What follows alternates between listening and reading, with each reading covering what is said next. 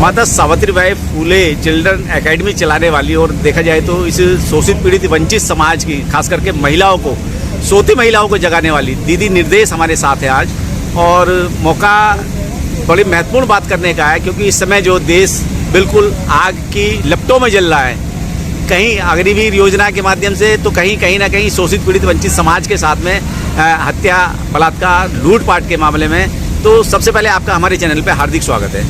धन्यवाद आदरणीय भाई साहब, और चैनल को भी बहुत बहुत धन्यवाद। समाज हित में आप लोग लगे हुए मेहनत कर रहे हैं। अच्छा, देखा जाए दीदी निर्देश जी, आप खुद एक सोशल एक्टिविस्ट हैं और इस सोशल एक्टिविस्ट के चलते कहीं ना कहीं आपको भी अपने घर परिवार में जान माल का नुकसान हुआ। सबसे पहले उसके लिए दुख संवेदना मेरी तरफ से आपके लिए। और इसके साथ साथ ही मैं अब ये जानना चाहूँगा, एक दुख का पहाड़ टूटने के बावजूद भी आप जो है समाज के बीच में खड़ी हैं, तो वो पत्थर दिल या कहते हैं कि कोमल दिल कहाँ से है, किस तरीके से? देखिए, बाबा साहब के तो 4 बच्चे गए और माता रमाबाई उनको छोड़कर चली गई। मेरा त्याग उनके सामने कुछ भी नहीं है, कुछ भी नहीं है। हाँ। और रही बात जीवन में दुखों की, तो जो बाबा साहब को एक बार पढ़ ले और उनका अनुसरण कर ले, मुझे नहीं लगता कि उसके सामने जीवन का कोई बड़े से बड़ा दुख उसके रास्ते को रोक सकता है। मेरा लक्ष्य बड़ा है, मेरे लक्ष्य में पूरा बहुजन समाज का हित समाहित है। तो मेरा खुद का छोटा सा दुख उस दुख से बड़ा नहीं है जो पूरा समाज आज बर्बाद हो रहा है। मेरा दुख उससे बड़ा नहीं है जो समाज के सामने खड़ा हुआ पहाड़ दुखों का अभी तक सामने है। अशिक्षा है, बेरोजगारी है और अज्ञानता है सबसे बड़ी बात, और आडंबर, पाखंडबाज। हाँ। उसके अंदर इतनी बुरी तरीके से नशाखोरी बुरी तरीके से व्याप्त है। महिलाएं बिलख रही हैं। मैं तो फिर भी स्वाद का खाना खा लेती हूँ। मैं गाँव जाती हूँ, देखती हूँ। अभी तक इन 12 साल में मेरे सोशल करियर में मैंने 11,000 गाँव कैडर किए हैं और मुझे हर गाँव का मुझे जमीनी अनुभव है कि हम लोग जहाँ स्वाद की बात करते हैं वो वहाँ भूख की बात कर रहे हैं अभी भी। अच्छा। अभी भी भूख की बात चल रही है वहाँ। तो हम अभी उठ करके शहरों तक आ गए हैं, लेकिन जब हम वापिस लौट कर गाँव में जाते हैं, देखते हैं, तो वहाँ का हालात अभी भी बुरा है। तो मुझे लगता है कि उनसे ज़्यादा दुख मेरे जीवन में नहीं है और किसी को तो इन दुखों से ऊपर उठ करके करना पड़ेगा। मेरे साथ तो कुछ भी नहीं। तथागत बुद्ध ने तो एक महल छोड़ा, घर छोड़ा, सुख सुविधाएं छोड़ी, तो मैं तो फिर भी एक किसान मजदूर की बेटी हूँ।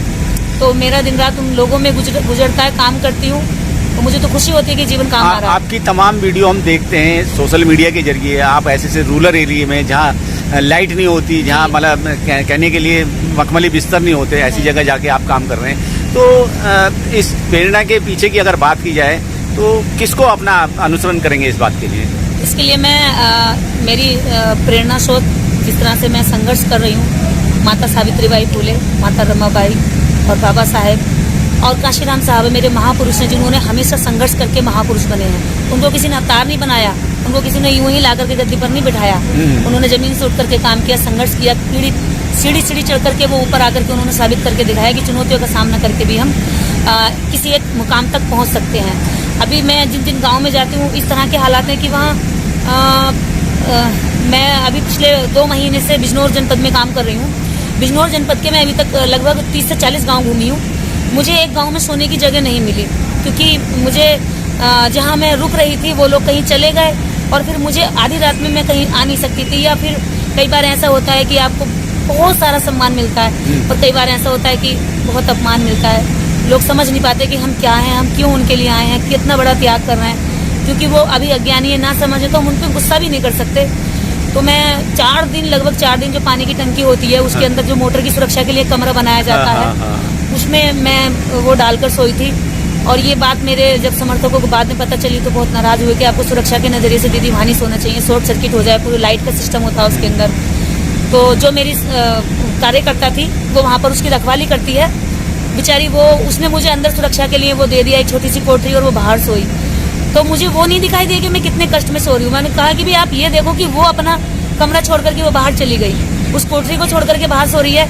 मेरा दुख बड़ा हुआ या अब भी उसका दुख बड़ा हुआ? दुख अभी भी उसका बड़ा हुआ।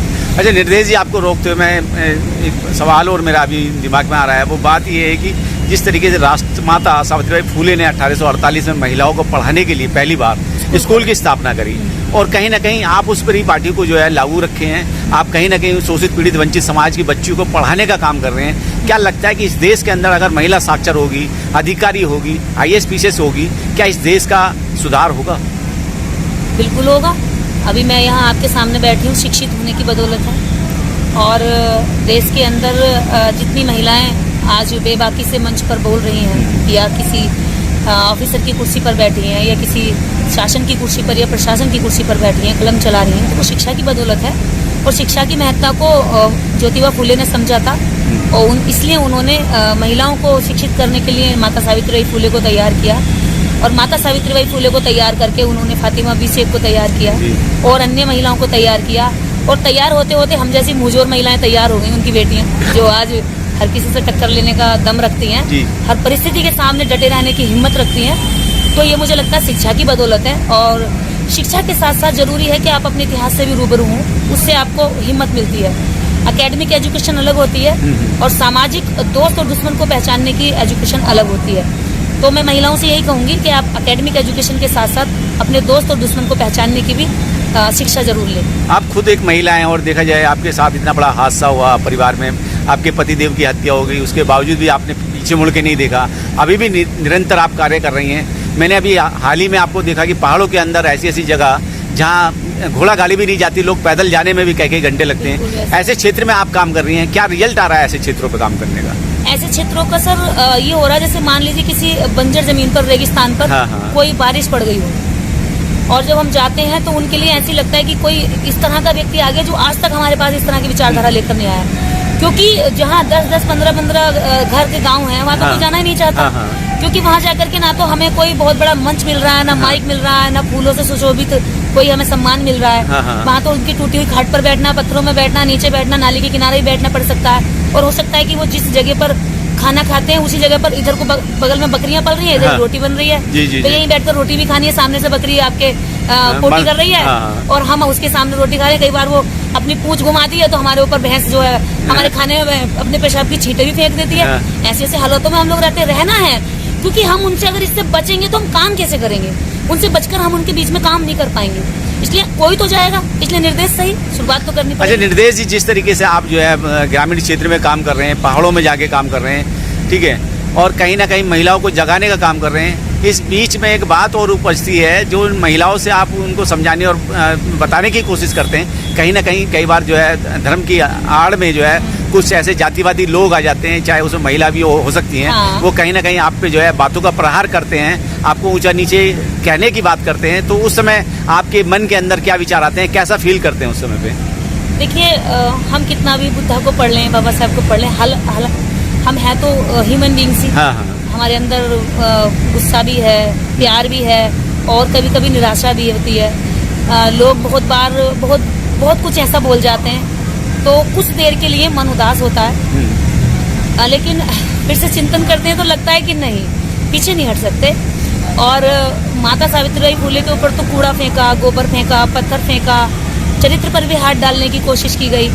तो जब हम उनके अनुयायी बनकर के घर से निकले हैं तो इन सब बातों के लिए हमें पहले से तैयार होना चाहिए। थोड़ी देर के लिए मन दुखी हो जाता है, लेकिन असफलता के लिए तैयार नहीं होता। नहीं, सफल तो होना ही है, आगे बढ़ना है। अच्छा, आज के परिवेश की बात की जाए, जिस तरीके से आज की तारीख में पथ भ्रमित हुए पड़े हैं, लोग मंदिरों की तरफ जा रहे हैं, जबकि बाबा साहब कहते हैं कि मंदिर में जाने से भिखारी पैदा होते हैं और स्कूलों में जाने से अधिकारी पैदा होते हैं। तो आप संदेश के मामले की अगर बात की जाए तो क्या संदेश देना चाहेंगे इस विषय में? देखिए, हम लोग यही लोगों से कहते हैं कि आपके लिए सबसे बड़ा मंदिर स्कूल है, जहाँ आपको आगे बढ़ने के रास्ते मिलेंगे, जहाँ से आपकी गुलामी कटेगी, जहाँ से आपकी गरीबी खत्म होगी, जहाँ से आपका जो सबसे निचला लेवल पर आपको रखा गया है देश के अंदर, उस लेवल से ऊपर उठने का केवल एकमात्र रास्ता है शिक्षा। क्योंकि जिस धर्म में ये दलित समाज रहता है वो धर्म सीढ़ी नुमा धर्म है, 4 मंजिल धर्म है, जिसकी आप सबसे नीचे नींव पर रहते हैं। तो इसको ऊपर चढ़ने का कोई और रास्ता नहीं है। इसके ऊपर चढ़ने का, शीर्ष पर आने का सिर्फ एकमात्र रास्ता है शिक्षा, एजुकेशन। तो हम लोग केवल शिक्षित होने का ही नारा नहीं देते, साथ में अच्छी शिक्षा, अच्छी गुणवत्ता की शिक्षा की मांग करने के लिए हम मूवमेंट भी खड़ा कर रहे हैं, महिलाओं को तैयार कर रहे हैं ताकि वो सरकारों से मांग करें, अगर एक समान शिक्षा नहीं तो वोट नहीं। तो ये मांग महिलाओं के द्वारा जब की जाएगी तो मुझे लगता है कि सरकारों के कानों पर जरूर जुड़ेंगे, क्योंकि 50% वोट महिलाओं का है और वो महिला वोट कहीं बिकता नहीं है, ना झुकता है ना टिकता है, वो जिसकी तरफ जाता है वो ईमानदारी से जाता है। तो हम लोग ज्यादातर काम इसीलिए महिलाओं पर कर रहे हैं। अच्छा, आखिर में एक छोटा सा संदेश जो है देश और दुनिया के लिए अगर कुछ कहना हो तो क्या कहेंगे? बस मैं एक ही बात कहना चाहूंगी, आज हम लोगों के बीच में करुणा, मैत्री कहीं ना कहीं खत्म हो रहा है। इस दुनिया को, इस देश को, इस समाज को या परिवार को अगर खुशहाल रखना है तो हमारे बीच में करुणा, मैत्री और एक दूसरे के प्रति समर्पण बहुत जरूरी है। बुद्धा का ये संदेश यूनिवर्सल ट्रूथ है, इसको कभी काटा नहीं जा सकता, खत्म नहीं किया जा सकता। हम सबके अंदर जिस दिन एक दूसरे के प्रति प्रेम भाव पैदा होगा उस दिन हमारे अंदर से नफरतें खत्म होंगी और नफरत की धरती पर कभी भी आप सफलता की इमारत खड़ी नहीं कर सकते।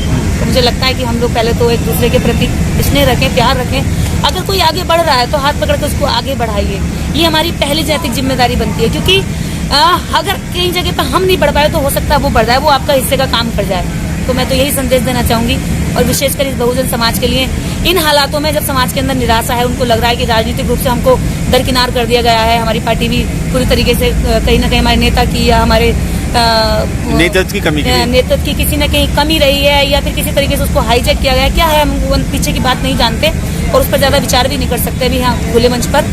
तो मेरा कहना यही है कि इस वक्त लोग निराश ना हो, दोबारा से आप उठें। आप बाबा साहब अम्बेडकर के वंशज है, बहुजन होने के नाते आप मान्यवर काशीराम साहब के वंशज हैं जिन्होंने जीरो से आसमान तक जाने का रास्ता इख्तियार किया। तो आप लोग भी आगे जा सकते हैं, हिम्मत रखिए और काम करिए, अपनी अपनी जिम्मेदारी को निभाइए बस। चलिए ठीक है, बहुत बहुत धन्यवाद आपका। Thank you.